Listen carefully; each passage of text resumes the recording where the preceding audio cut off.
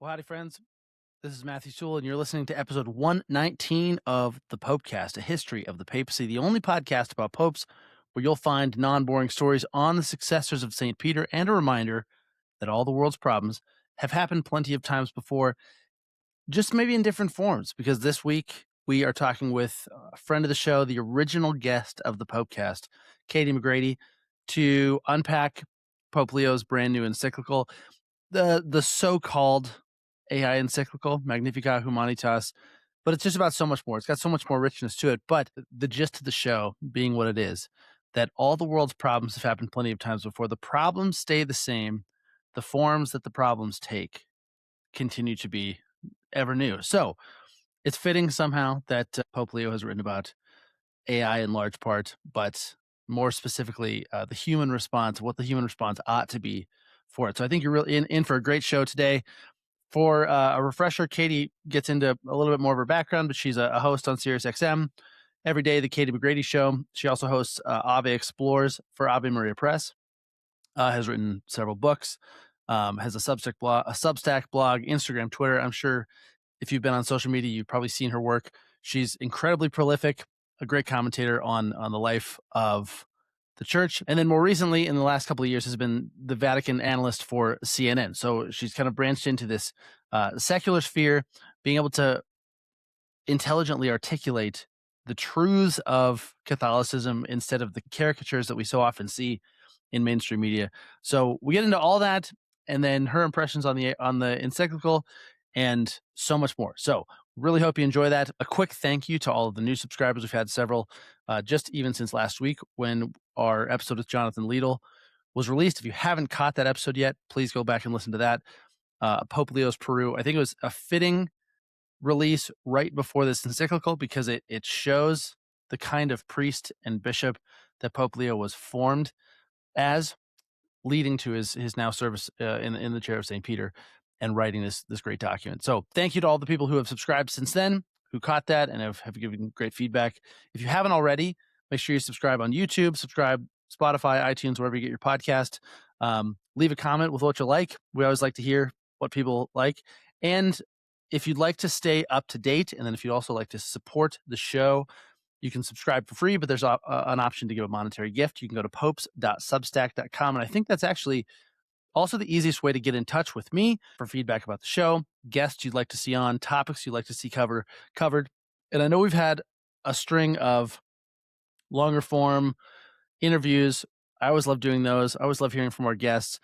But I do promise we will get back to the papal bios. So for all the OGs out there who have been listening to the Popecast for a very long time and were dyed in the wool, loved the papal bios, we will be getting back to those. Don't worry. So we thank you for being here and hope you enjoy the show with Katie McGrady.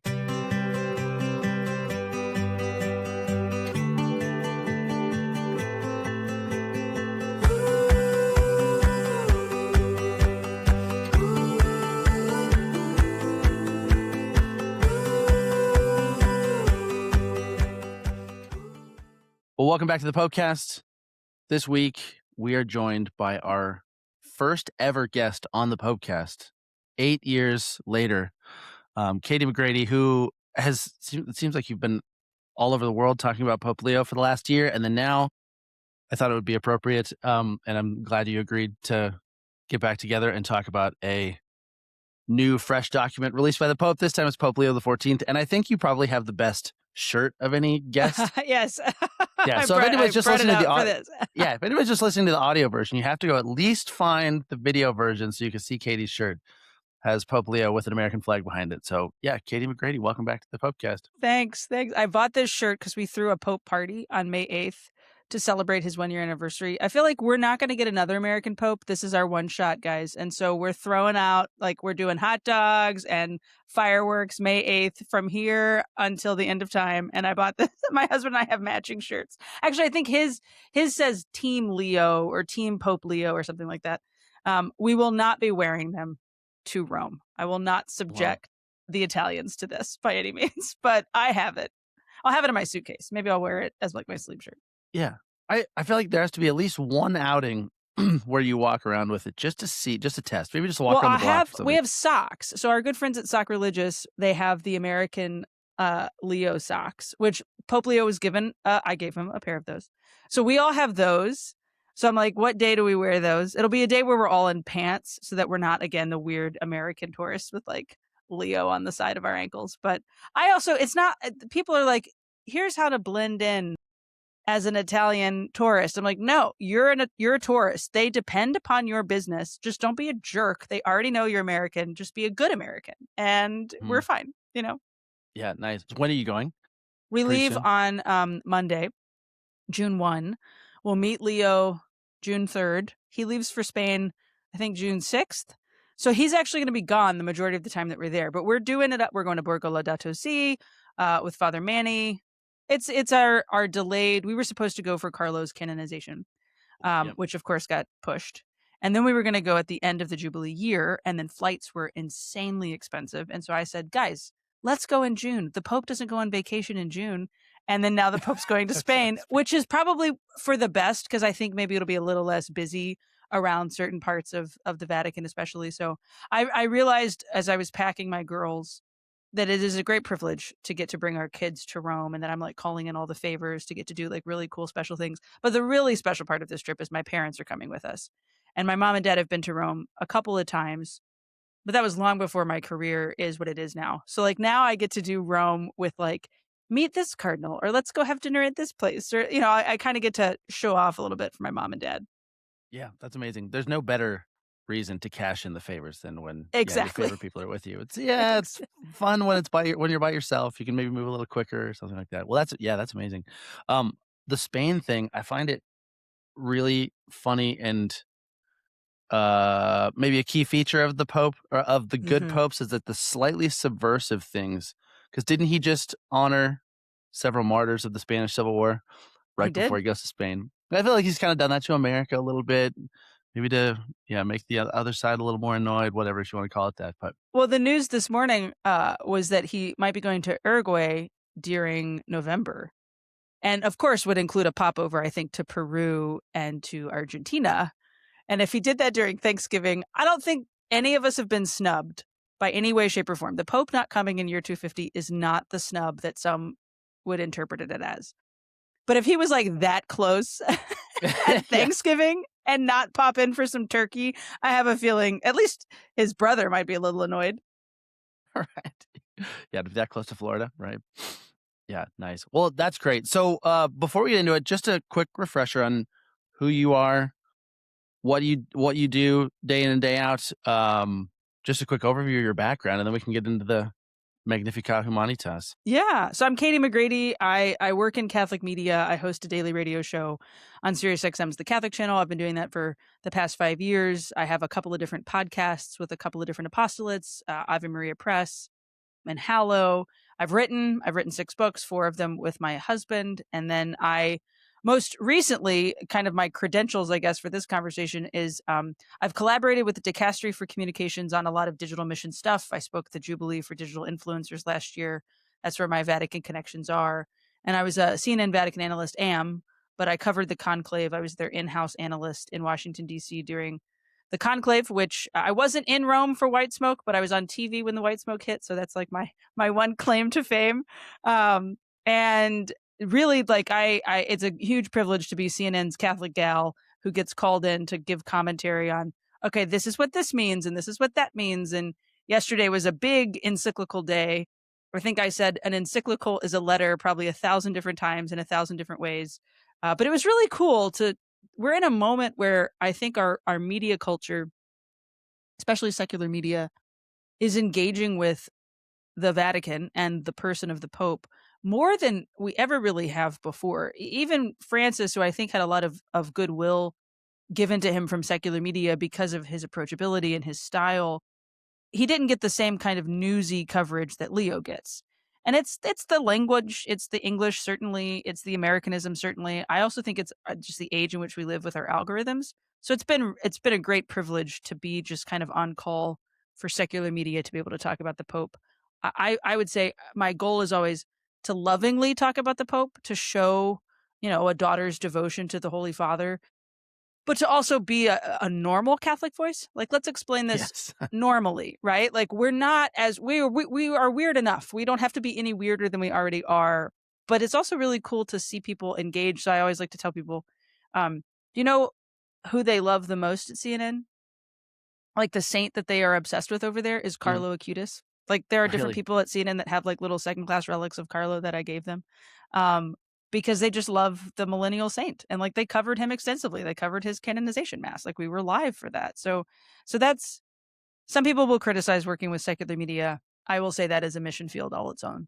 Yeah. I mean, I can't help but agree. I've said multiple times that I'm for an aggressively normal Catholicism. Like, Yes. don't be a weirdo about it. Like, there's enough weirdos. Just, this is weird enough. Just putting his face Yeah. on a t-shirt is weird enough. Right. Yeah. But to be, a younger person, I guess we're now in our 30s, but Yeah. younger person who is like, likes Catholicism. I think, what was it, Matt Moore, when he played in Rio, he said, it's great to say you love Jesus, but to say you love Jesus and you love the church, that's something that people kind of tune in for. I'm curious, what's something that stands out for like an unexpected fruit? I mean, obviously getting to cover Mhm. the Pope is really cool. Getting to be on CNN is really cool. What's kind of an unexpected fruit from this last year of doing that particular ministry? Yeah, of getting to talk about Leo in this way, or even just like explaining things in the secular media. One of the real distinct fruits is I've gotten to know some of the faces and voices that you see on secular media just personally, like as friends. And a lot of them are Catholic, and a lot of them are actually very Catholic curious, and like will have off-screen conversations where we're just like either answering questions about church stuff, or like, they're very touched or moved by just like what a normal Catholic life looks like, which a lot of my content has kind of shifted towards the very newsy, but I still talk about my kids. I still talk about Catholic education. I'm still talking about how we're discerning, X, Y, or Z within our family life. And so there's been real authentic relationships with people on camera and the producing world behind the scenes of just like, oh, I was raised Catholic, and oh, well, tell me why you left. Or, I've always thought about coming home to the church, like language that they use, not Mhm. me imposing. It's just Wow. being that, your normal Catholic voice. I'll never forget. So in the run up to the conclave, we covered, of course, all of Francis's funeral, and it's in Rome. So that's 7 hours ahead, 6 hours East Coast time. So like I'm living on a completely different schedule and going in and out of the green room. And I got to know this guy, Max, who was there. He's just like the desk attendant. So he's an intern. He's a grunt. He's got a horrible 12-hour schedule where he's basically just greeting guests, putting microphones on us in flash studios, and like getting us a cup of coffee. And it was, so the weekend of funerals, of Francis's funeral was the correspondence dinner last year. And so like the A team wasn't really around because they were all at the correspondence dinner. And so this guy got stuck like literally taking care of me because I was the in-house guest while we were covering Francis's funeral, and then like some news throughout the rest of the day. And we visit, like, he had nobody to talk to. So we talked a lot and have a really great conversational relationship about church stuff, even now. And he doesn't work there anymore. He's since moved on and got himself like a much better paying job. But like that was a real distinct fruit of, like he was raised Catholic. Our first thing that we talked about wasn't even church stuff. It was the masters. Because Oh, nice. Yeah, he good. couldn't comprehend. So like, of course, we talked a lot about how they don't bring cell phones into the conclave. Like they're not supposed to. We now know Mhm. that like one guy accidentally kept one in his pocket, Right. but Yeah. it's like they're cut off from the outside world. There's a scrambler in the square. Like you can't even really get a tweet out. And he was like, he said, this reminds me of the Masters. Like you can't have your phone at the Masters. He's like, those Oh, are the last two man. things in culture where like you can't have your phone. And then we talked about how the phones are killing all of us. And it led to this beautiful conversation. I never said the words, the church is the one true faith. Like I never looked at him and said, you have to convert to get to heaven. But like that still comes across in the conversation. So that's been the best part. That's why I still keep showing up at odd hours on CNN. Yeah. Man, that's incredible. I've been a golfer my whole life, and it's never occurred to me to pair those two. But you've probably heard the tagline, "A tradition unlike any other." Yeah. That's what they say about the Masters. That's what they say about it. Yeah, there's some depths to plumb there, but that's probably for another day. Yeah, thanks for sharing. That's great. Okay, so the main reason we got together to chat today is, obviously you already mentioned it, Pope, and I'm sure unless you live under a rock, you've probably heard something about it. Pope Leo released his very first encyclical that's all his own, Magnifica Humanitas. So you said I've seen you tweet and write and speak a few different areas that you've read it 4 or 5 times now. Yeah, you had it over the weekend, which is super exciting so you kind of digest it before the world saw it, which is really cool. So we can get into any number of avenues because it's amazing on a number of fronts. But what were kind of your first impressions of it as you read through it, knowing what you know of Pope Leo? Yeah, I got the embargoed copy, which was a huge privilege, and I want to make a note of this because there's been a lot of conversation in like the content creation space about like, oh, you're not supposed to have hot takes about an encyclical. If the Vatican didn't want us to have hot takes about the encyclical, they wouldn't have given it to a collection of people early, Mhm. because the medium is the message. We know that. It's why this particular encyclical was launched with a trailer video, collaboration between EWTN and the Pontifical or the Dicastery for Integral Human Development. Like they wanted this to be a point of conversation as it was being presented and as it was. So those of us who got embargoed copies and were thinking very deeply about the think pieces that we were going to put out, it was the Vatican asking us to be ready to talk about it. And that I think stands out to me because later on in the document, when Pope Leo talks about truth in the media and he talks about these digital cultures in which we're steeped that can hurt us, he also talks about like this need for clarity in those spaces and this desire to engage with the person, not just a collection of ideas. And so I read through it recognizing the privilege of having the embargoed copy. First time through, I think it's important to just if you're looking for like how to read an encyclical, you read it the first time through without a highlighter in your hand. Just read it. Like read it at a normal reading pace. And yes, you're going to miss some things and you're going to be like, wait, what did he just say? And you might have to like read it again for like a second or third moment of comprehension, but don't read it the first time through with a highlighter. And so that's how I read it. I just read it. And I was, working off of my embargoed Google Doc. And then I got it as a PDF that I was able to put onto my Remarkable tablet. So then I read it a second time through with my highlighter. And it's kind of funny to see like what did I highlight in yellow, what was I highlighting in orange and pink to try to like clarify because Leo writes in a very ABC style. He's very mathematical in this precision of like if this, then this, and therefore.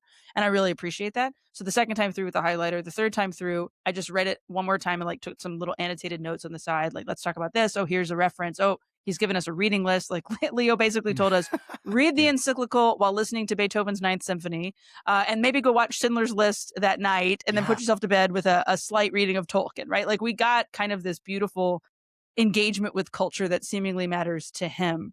But the thing that stood out to me, to answer your question, really at the heart of it, the thing that kept coming up into my mind was that Leo is reminding us of something that is very easy to lose, which is sight of the human face and the human heart.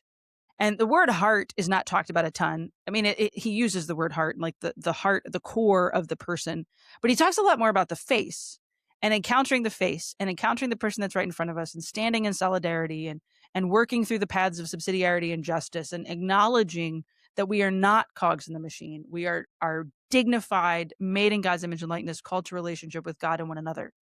It's not an AI encyclical. It is about AI more than any other document ever has been. But the stuff that he actually says about AI in particular, he's referencing other AI documents from the church's tradition. So he is much more concerned about his original voice talking about the heart of the human person and the face of the human person. Mhm. And I said this on my show this morning. It reminds me a little bit of Mufasa talking to Simba. Remember who you are. Like that millennial line was in my head.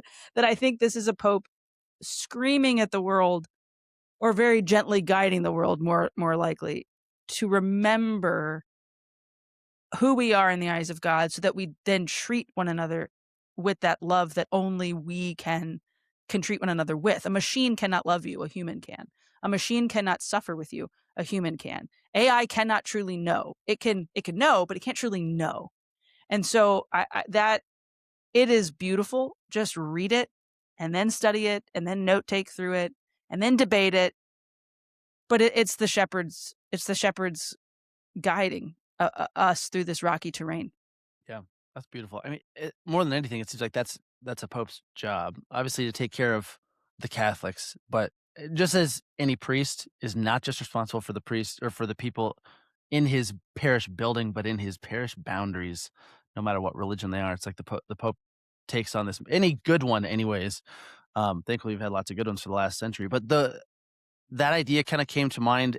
Um, the Pope issuing a like prophetic warning. Here's what's going to happen if we don't do these things, which echoes Leo XIII. Here's what's going to happen if we don't give dignity to the rights of workers. Paul VI in Humanae Vitae. Here's what's going to happen if we don't remember what did he say? Remember the equilibrium required of a woman, like all these things, the 4 prophetic things in Humanae Vitae, and then here's Leo again.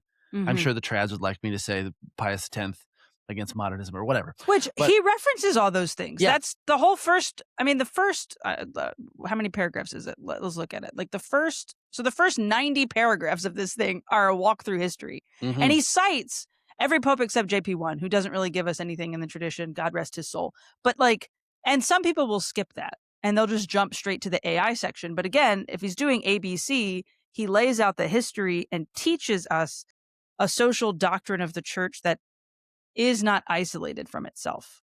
Like from the moment it was given to us and then has been continuously explored. Encyclicals are not a period in the end of a sentence. They're the start of the sentence. They're the start of the conversation. And he's starting it. Yeah, I really liked, it was kind of deft how he explained it's not linear. What he's doing is a continuation of prior popes. It's not linear necessarily. And it's kind of taking a couple steps back or going a couple steps to the side, because there's been, verbose encyclicals, ones that didn't really land, one that, ended up not being as important as others.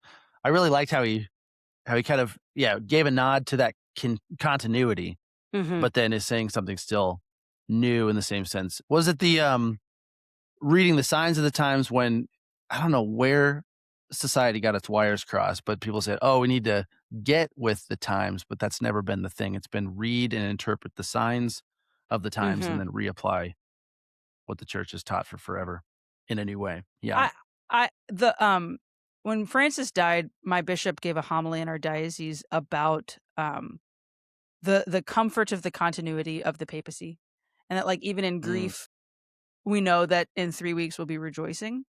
And I think encyclicals, which we nerd out about, and sometimes like in this moment, they kind of get a fair shake in Catholic and secular circles, are an opportunity for a pope to show his own personality and mind, and also remind us, but I'm one of many. Like as much as we love Leo in this moment, and I say this with great affection for the Holy Father, he won't be our last pope. He might be our last American pope. I don't know. Again, my joke is I don't think they'll ever let us do this again. Although the people are paying attention to it maybe more than they ever have before, I think because of some of that. But he is one among the ranks, and even he knows that. And so he's appealing as a shepherd and a father while also saying, and these other shepherds and these other fathers have also spoken to you of some of these things before. Like I was playing a little mind game with myself. Like when Rerum Novarum came out in 1891, which he kind of, like historically, Leo XIII, he didn't have to be cajoled into writing it. But like he'd been concerned about the things for a while before he finally wrote the document. And it was kind of in the middle. Like he still had quite a few years after that, and he'd done quite a few things before. So it took him a minute. And Cardinal Czerny said something in an interview on CNN International yesterday. He was like, can you imagine if Leo XIII had like talked to the factory workers? Like if he'd listened and dialogued to the factory workers before he wrote it? Like he got it right. Like he said exactly what needed to be said, but would it have been even more potent had he been able to quote some of those children who'd been forced into unjust labor, or had he been able to like engage with parents who were suffering because they couldn't earn a living wage to support their family, right? Like I never really thought about that. And it's like, and now Leo is in dialogue, because that is a beautiful development of how our church operates. And that dialogue, I think, is very much something that Francis encouraged. And like that dialogue wouldn't have happened if JP2 had not been, I think, as much of a traveler and a globetrotter, like putting the Pope among the people. And then the intellectual tradition of like taking what we experience and then praying our way through the virtues of faith, hope, and charity. Like, thank God Benedict XVI was a little more landlocked because of his age. You can't read any of them isolated, but at the same time, they each all stand on their own, if that makes sense. Yeah. That's really interesting because, I mean, back to the history of the papacy, really out of necessity, the Pope was the man who became Pope time and time again was somebody who showed intelligence in a younger age. His parents said, "Oh, you need to go to this monastery. You need to live there forever and be put in charge of the monastery. And then you get sent to Rome. Then the Pope catches you catch the Pope's eye, and then he puts you to work. And then you just kind of, it's a natural progression upward. Rise through the ranks. Yeah, even until you could argue until JP2. Yeah, it was like, we found a Pope from the ends of the earth, and then now here we have two popes in a row from the Western Hemisphere. So you have Leo the 13th never worked in a factory, but if we're talking about using technology, Pope Leo is kind of our first tech savvy Pope. So he's one, who understands maybe lurking on all of us online from time to time. So. Who knows? Look, all I'm saying is I made a joke about how the Pope's Encyclical was not late because the Pope is never late. He arrives precisely when he means to, which is a joke about Gandalf. And then who is quoted but Gandalf? And my husband turned to me and he went, "Do you think he has a burner?" And I went, "I don't know. I think Bob might have a burner." And I plan on asking him. No, I'm not going to ask him if he follows me on Twitter. I'm going to ask him who he subscribes to for his news. That's what I really want to know. Off the record, Leo, who you're reading. Like it. Look, we're geeks. We're going to get excited about this stuff. I think the Holy Father could have just jumped straight to safeguard, and he went. We've actually been doing that for a long time, guys. And I want to tell you about how we've been safeguarding and guiding so that I'm not pulling this out of my hat, but I'm pulling this out of the hats that have been worn before me too. And I found that to be very professorial, but also very pastoral. And also, perhaps a bit, it was very, very smart to do that because he can't be accused of writing just his own thoughts. Right. Yeah. I mean, I wonder how much of this is maybe a grace of the Holy Spirit. I mean, I feel I experienced this in obviously way smaller ways. From thinking, this situation in life came up, and there's been all these little signposts over the last 5, 10, 15 years that have kind of all been leading up to this. I can't even think of an example, but Pope Leo gets elected the Pope, and he picks the name Leo somewhat spontaneously. At least as far as all of us are concerned, like, oh, Leo, wow, that kind of came out of nowhere. Now it makes a lot of sense that he's showing this continuity, this like re-upping of Rerum Novarum, but for the technological age. I don't know. Do you have any insight or thoughts on how long has he been mulling this sort of thing versus how much was kind of the Lord putting it on his heart and his mind after he got elected? Yeah. Say, okay, what am I going to be about as the Pope? I'll say the most Catholic answer. I think it's a both and. I definitely think so. There's some stories have emerged from the conclave that it was becoming quite evident on the morning that he was elected that he was not that far off from the correct number of votes needed, and in fact got like well above the minimum required. And so they went back for their lunch and early afternoon break, and he supposedly started writing some of his remarks. And that wasn't like a presumptiveness. The man is very intentional. That's why he had his notes in front of him. And then it took so stinking long because his brother didn't answer the phone. So like we know some of the very human elements of this. But I think, so I don't think it caught him off guard when he said yes and said, "I accept," and then shared his name. I don't think he walked into the conclave thinking, "I will be the next Leo the 14th. But we have those clips of him. He was interviewed on that rooftop overlooking St. Peter's, talking a little bit about the media consumption of the world today. He gave that talk. He was in that talk back at that parish in Chicago where we've got the clips of him talking about fake news and the information age. We know that he was active on Twitter before he was Pope. And then that account disappeared real quick. Like they scrubbed the internet. Somebody got on the horn and called X and was like, "Get rid of it. Like we don't need proof of any sort of former digital footprint." And so I don't think he's not a Luddite, right? Like he understands this world. And I think that would have certainly been in his mind and on his heart. 2 days in, he tells the cardinals, "This is why I chose the name." So like certainly he could have just pulled that out of a hat, or it was percolating in the background. But I'm glad you mentioned the grace of the papacy, because anybody else writing a document about AI comes out antique nova it's a great church document. Like, I'm super grateful we have that from a dicastery, but it is an academic treatment of the church's perspective on artificial intelligence. Mm-hmm. And so, sure, he might have had some academic opinions about AI and about humanity before he became Leo. But name change, identity change, job change, heart change, it's now going to come from that heart of a shepherd and a father, and not just as an articulated treatment of a topic. And that, I think, is the difference. You can tell in any encyclical, okay, here's the psychobabble. Like, here's some of the talking points that were maybe put into a Google Doc for version number 1. Yeah. From what my sources have told me, right, like an encyclical is to some point written in committee, and then in the hands of the Holy Father, he adds in his spiritual exhortations and emphasis. I was told point blank, this was not written in committee, Wow. that this was Leo, and that certainly he listened to his advisors. Various things were brought to him to strengthen perhaps some of those data points where he talks about this or that particular thing. Obviously, he's drawing on the tradition of other elements of the church, but that this was the hand of Leo and the heart of Leo, and that even the stuff that had to be edited, he had a very heavy hand in the editing. Like, the man read it with a red pen. And I was actually really comforted to hear that, because I think you can read some encyclicals, and I won't call any particular pope out, but you can read some encyclicals and you're like, oh, this was written at that dicastery, and then we slapped your name on the bottom of it. Right.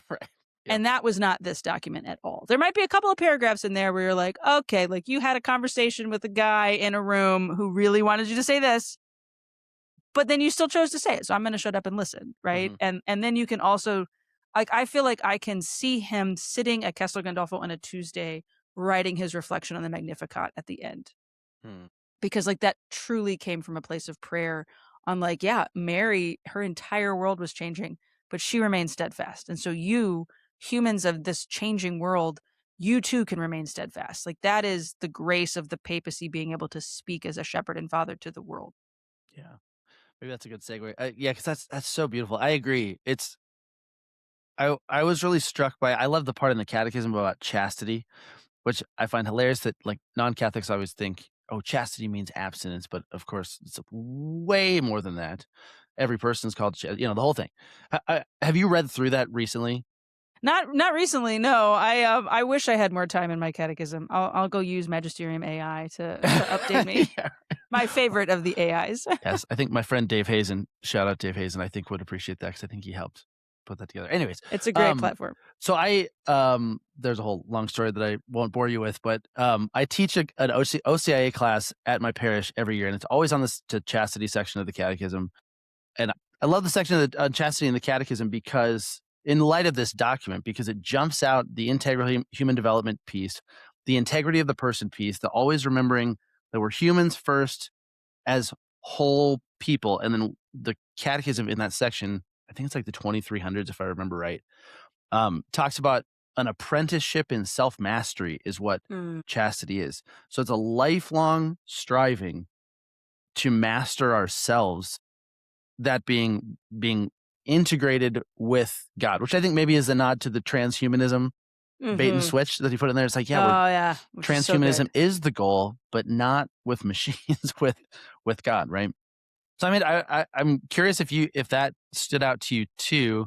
Oh yeah, as far as like that was the part when I was reading it the first time through. I was like, ooh, I'm gonna need to go like reread some of this, because, like, transhumanism and posthumanism, words that get thrown around that the average person is not using in conversation, or like even thinking about, like, the neural link potential and the, like, it's all sci-fi movies up to this point until you realize, no, like, that's what an entire element of Silicon Valley is working towards and is trying to achieve.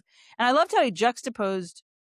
He's like, oh, you transhumanism, you want transhumanism, come see the Christian life, come see Jesus, who makes us more than human, right? But it's also this, I think he talks about, I loved how this did not come across, even as he's telling us those are bad perspectives to have, or bad pursuits to reach after.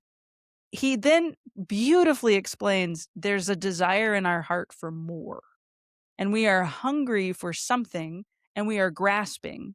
And I kept going back to, I love that you're bringing up chastity, because one of the things that we would often say to, like, young people at a conference is, are you grasping or are you receiving? And I think AI is this man. opportunity and this chance for us to grasp at what we think is the end all be all, which is knowledge, which is being treated as this commodity, which is intellect and intelligence, which is held up as these data points that I can just get more and more and more of. There's a gluttony when it comes to intelligence at times.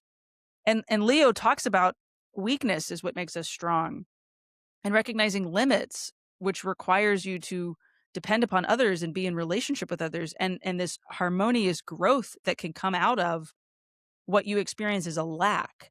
And I said this on a live stream yesterday. I think so much of the transhumanism movement, the post-humanism movement, even with like AI and ChatGPT and any version of artificial, most people engage with artificial intelligence in a very simplistic format, which is a chatbot. And it's integrated into so many other aspects of our lives too. But like the majority of people are just chatting with a chatbot. That is their interaction with artificial intelligence. And the goal is often to make things as frictionless as possible. So ChatGPT, plan my meals for me, or ChatGPT, scan through my emails and give me a running to-do list of the stuff that I have to take care of today. And I get that in the name of efficiency, sometimes those tools are incredibly helpful. But what happens is we're creating this frictionless life. And it is actually when there is some friction that we are growing in virtue. I'm not saying your life needs to suck and be difficult, but it is only in moments when you are stretched and challenged that virtue has the opportunity to actually form. And I think what Leo is poking at is, I know you want more. And I know you think that this end all be all of intellect and intelligence is going to give that to you, but that is still going to leave you hungry. And in that hunger, please look at Jesus Christ. In that hunger, please look at the Eucharist. In that hunger, why not look to the incarnation? Because he was hungry for us. And that was a pastor's heart of navigating what could be very analytical and very particular and like pushing on, like, if the one practical that comes from this in the average pew-sitting Catholic's life, who, yes, is being affected by the colonialism of data and who is being affected by the way this is destroying the environment, but like in our granular everyday moment of living, AI is a tool. I hope and pray that this leads us to recognize it's not always a tool I have to pick up, right? Like it's sometimes a tool that while I'm very happy it exists, I don't need to go pull it out of the drawer. And that's not to try to relegate AI, because he's going much deeper than just AI as a tool. Like he's talking about who builds the tool and what is implicit within the tool and what is the tool doing to us. But I think the average person, their use of AI is as a tool. And so I think if the average person reading this is challenged to maybe put the tool down a little more and go literally touch grass, then he will have accomplished what he wanted to accomplish. Right.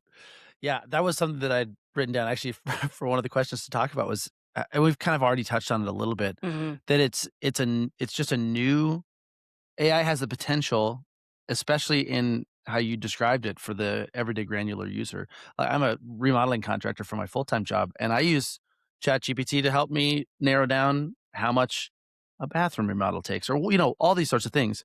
But yeah, the danger in it is this: does it have the potential to just be another way that secular society has found a way to take away a piece of our human agency to our own detriment, or that we allow it to be taken away from us, maybe unknowingly, maybe knowingly, but to not, to be able to unhitch one part of our brain. It was fun. The other day we were driving. My parents were in the car. I forget. Oh, we were visiting my sister. My sister is a religious sister. My whole family went up to go visit her in New York. We rented a car. We're driving from Philadelphia up to Jersey. So it's about a 2.5-hour drive. We've got sat nav, as my kids call it, from Bluey. And my 8-year-old is in the back seat of the minivan, like all the way in the back. We're all exhausted and hungry and had not stopped for food. And we're on the New Jersey Turnpike. So like there's really only a couple different options that you can stop at, and we missed the exit. And so I am tip-tapping on the screen trying to pull up where the next McDonald's or something is going to be. And Rose from the backseat of the car pipes up and says, "How did y'all do this when you didn't have sat nav, Mom?" And my mom and dad were sitting in the middle part of the minivan. And so I just turned to them and I said, "How did we do that, Mom and Dad?" And my mom went, "Well, we carried our own snacks for one." And then Dad said, and then they started regaling us of all these stories of our childhood road trips where we'd have the MapQuest printout and would know that, okay, we're stopping in Meridian, Mississippi, where there's 4 hotels in a row, and we'll just pull up at each one and ask, "Do you have a room?" All of this pre-prepared, pre-planned, GPS will tell me where to go. I mean, even like our trip to Rome, like I've got our map routes already laid out for how we're going to walk from point A to point B, thanks to some AI in this travel app that I'm using. And I'm not saying it would be easier or even more enjoyable to necessarily ask the Italian Nonna at the grocery store where to go, but I have a feeling I'm going to have a better story if I interact with a person rather than just let the app tell me. And Mm-hmm. that's not, he's not saying it's all bad. I think he's encouraging us to remember that we lose something if that's all we ever end up doing from here on out. And then to take it that next level of challenging the institutions crafting this stuff and Mm-hmm. asking governments to regulate it. There's the personal challenge to all of us to remember who we are. And then there's the very practical, hey guys, like we have this tool and this is what it's systemically doing to society as a whole. I, the Vatican, cannot tell you how to govern, but I, the Mm-hmm. Vatican, can encourage you to choose the better path in this.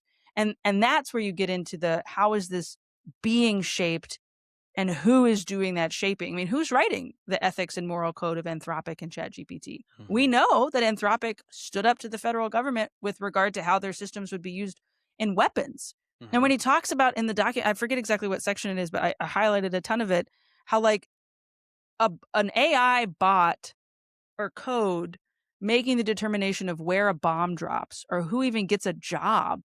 There's no human face and human wisdom and human experience guiding that decision. And then there's no human person that can be held accountable, that can actually be held to task, which then means that there's less hesitation because if I'm the one punching the button that drops the bomb, I might think 3, 4, or 5 times about who's on the other side of that blast. Mm-hmm. And the chatbot's not going to do that. And I'm simplifying the way these technology. It's not a chatbot, but like in my experience, they're all just little robots sitting in a room.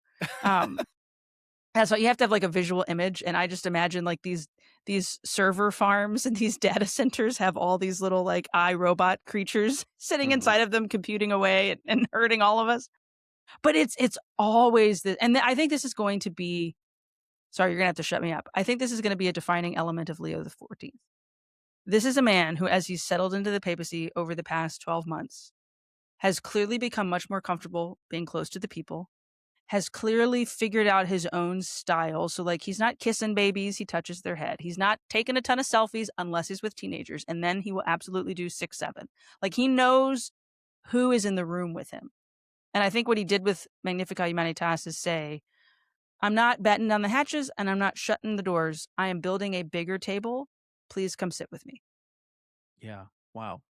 I love that. We might just have to leave that there.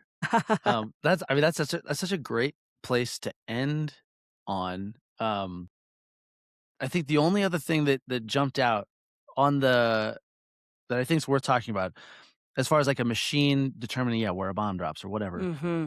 Have you read A Canticle for Leibowitz? You know, I am so happy you brought that book up because I downloaded it on my Kindle last night. I have tried. Last night. Holy last cow. night, I've tried to read that book so many times. A guy I dated in college was obsessed with that book. And it came back up in my head as I was reading this because I'd started it. Like I kind of know the premise of it. And I'm glad it's never been made into a movie because I don't think they could make it into a movie properly. But but tell everybody about it, please. Well, yes. So it's split into 3 novellas, I guess, for lack of a better term. So it's 3 sections of the same book. First one, yes, is set like 50 or so years after a nuclear holocaust. So bombed back to the Stone Age. The protagonist in that story is a monk of the Abbey of St. Leibowitz, who is this scientist who I think left his science behind or whatever it was, founded a monastery. The blast happened, and they happen to be in this little oasis. So they're basically just kind of trying to literally dig through rubble and put together the pieces of society. Recover the record, yeah. Right, yeah. He finds like a little diagram of a machine piece or something, and they do all the marginalia and flourishes and all those sorts of things. And then the second book is they're just discovering electricity. So there's like 3 monks on a bicycle powering a light bulb, and there's the old grizzled abbot who's like, no, we don't want to. This is too scary. And then there's the more avant-garde people who are still faithful who are like, nah, I think we need to give this a shot. And then the third book is basically our situation now, where there's planes and self-driving cars and all these things. But then there's this threat of nuclear war. So I thought of this when Pope Leo quoted Paul VI. He said, "The danger of humanity becoming a victim of its own achievements was already clearly recognized by St. Paul VI, who warned that the most extraordinary scientific progress, the most astounding technical feats, and the most amazing economic growth, unless accompanied by authentic moral and social progress, will in the long run go against man." And I think right afterwards, did he quote Romano Guardini? Where he said, Tim O'Malley, I'm sure, or was right thrilled. before it, yeah, contemporary man has not been trained to use power well. No, yes, which is such a call out of power for its own sake. Might makes right. Well, we've got the most, we've got the best. Watch what we can do. And nope, disarm. That is the most unarming thing. Or that I love how Leo is. So if Francis was trying to tell us that the church is a field hospital, Leo is telling us the church is a construction site. And on that construction site, we do not arrive armed to the teeth. We arrive ready to receive the task at hand. And Canticle of Leibowitz is a beautiful exploration of the building that could or could not happen. The other, as you're describing Canticle of Leibowitz, the other like modern popular media thing that comes into my head is, did you ever watch or read Station 11 from Emily St. Henry? So I discovered that book when during COVID, I was pregnant and then newly postpartum, and we were evacuated to my grandfather's house in Pineville, Louisiana, and they had a little free library and this book. And I just grabbed it because I liked the cover. And it ended up being about this horrible pandemic that like killed 90% of the world's population. So not the book to read when you are postpartum, staying up like 2 a.m. trying to feed your baby. But then HBO made a very limited run TV show. It's like 10 episodes. I don't even know if it's on HBO anymore because they pulled down so many of their shows for like the tax write-off. But it's about 90% of the world's population is wiped out. And yet there's still a handful of people who are maintaining the treasury of like Shakespeare. And this little tiny oasis of an airport is protected from the disease getting in. And so they build their own little society kind of within. And there's a child who's cared for by an adult who like saves her in the midst of it because obviously it's a very human story. And there's a line in the middle, and I'm gonna bungle it, but there's a line in the middle when a reunion that you want to happen happens, where they ask each other, like, do you remember? And it's like, do you remember the fight that we had to survive? Do you remember these elements of life that we once upon a time had? So like, they all talk about how like their phones stop working, obviously, because like everything in society fails, because if 90% of the population dies, like you can't keep anything maintained. And so it's just, I hope, can I tell you what my real hope is? That in 135 years, when there's, who even knows what a podcast looks like in 135 years, people are talking about Magnifica Humanitas the same way that we talk about Rerum Novarum. And yet there's even more that we have done in society. And yet we talk about this with the same love that we talk about Rerum Novarum with. Like, this was a moment of change to remind us of the dignity of man and the dignity of work. This is a moment of change to remind us of who we are in the face of intelligence is the end all be all. And I love that we can sit here and think about Beethoven's Ninth Symphony or Schindler's List or Lord of the Rings or books and movies that move us, because that's what makes us human. Like, I could ask ChatGPT for some movie recommendations. It'd be really weird if I asked it, tell me what you like about it, because it can't like it. It can't, but you can like it. You can tell me what you love about that story, and I can tell you what I love about this show. And we can meet on that bridge of meaning and share something beautiful. And if we lose that to simply a frictionless existence with these tools, then we've lost what it means to be human. Yeah. Well, that's as good a place as any to end. I know you have to go here pretty soon. So thanks again for being on the show. Where can people find you? What would you like to promote? Yeah. I'm on SiriusXM channel 129 every morning from 7:30 to 10 a.m. Eastern time. And then we post clips from that show over on a free podcast feed, More McGrady with Katie. You can find me on Twitter, Instagram, and Substack. That's usually the Facebook too, Katie P. McGrady. You can find me. I think there was a Katie McGrady at like Iowa College or something who ran track. But I'm the only Katie McGrady in Catholic world right now. So you can find me pretty quickly. Nice. Great. Well, yeah, Magnifica Humanitas is the encyclical. It will be linked in the description. If you've not seen it, I'm planning, I think I still will, maybe just as a small protest against AI generated. I saw that you liked one tweet where the guy's like, I took the document and made it into a 7-minute video. I'm like, did we just Did you not read it? Yep. I commented on that. No, wait, please don't do that. Right. Yeah. I thought he was trolling everybody, but then I watched the video. It didn't even say Magnifica Humanitas correctly. Didn't even spell Magnifica correctly in their stupid little AI generated art. Yeah. Of course. Well, I think I'm going to give it a go at reading it all the way through and posting it. So an audio, yes, because there's so many AI audio versions of it, and I thumbs down every single one I see on Twitter. Yeah, I don't want a bot reading it to me. No, definitely not. So if anybody out there is looking for an audio version, just wait a couple days. Hopefully I have that up. But yeah, thanks again, Katie. It was good to see you again. Good to talk to you again. Thank you. Thanks Great work with the Popecast. I love it. Hey, thanks.